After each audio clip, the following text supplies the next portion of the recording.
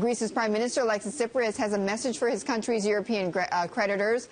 Let's get real. Tsipras says he will push lenders to be realistic about what his country can accept. In Brussels, they'll present Tsipras with a final proposal to break the stalemate over more bailout funds and avert a Greek default. Creditors have been asking Tsipras for a plan to reform Greece's pension system and labor laws. ECB President Mario Draghi says any plan must accomplish several goals. The Governing Council of the ECB wants Greece to stay in the euro, but there should be a strong agreement.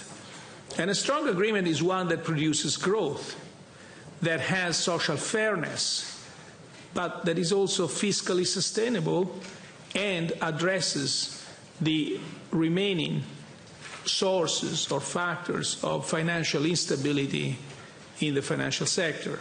So this would be the component of a strong agreement. Well, Greece has submitted its own proposal. One European official told Bloomberg it's not good enough. Earlier today, we got a snapshot of how the U.S. labor market is doing. The ADP report says American companies added 201,000 jobs last month. That was slightly higher than estimates. Tomorrow, we'll get initial jobless claims, and on Friday, the government comes out with the May jobs report.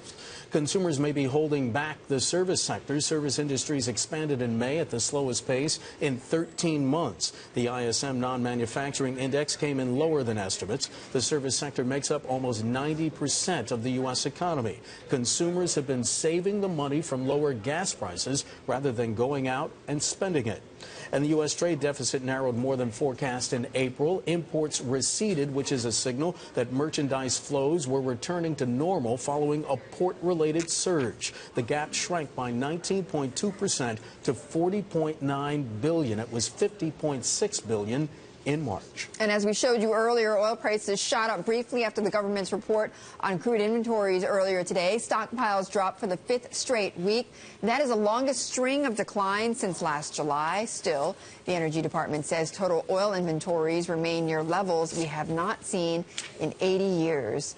Leaders from Saudi Arabia-led OPEC met with executives from the world's largest oil companies in Vienna. One of the executives, BP CEO Bob Dudley. In an exclusive interview this morning on Bloomberg Surveillance, Dudley had this to say about the surplus oil supply.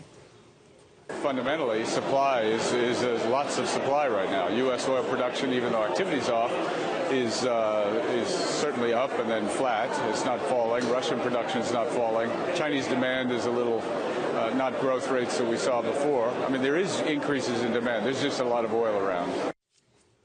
Dudley also said he is interested in investing in Iran if international sanctions related to its nuclear energy program are removed. OPEC announces its production strategy on Friday.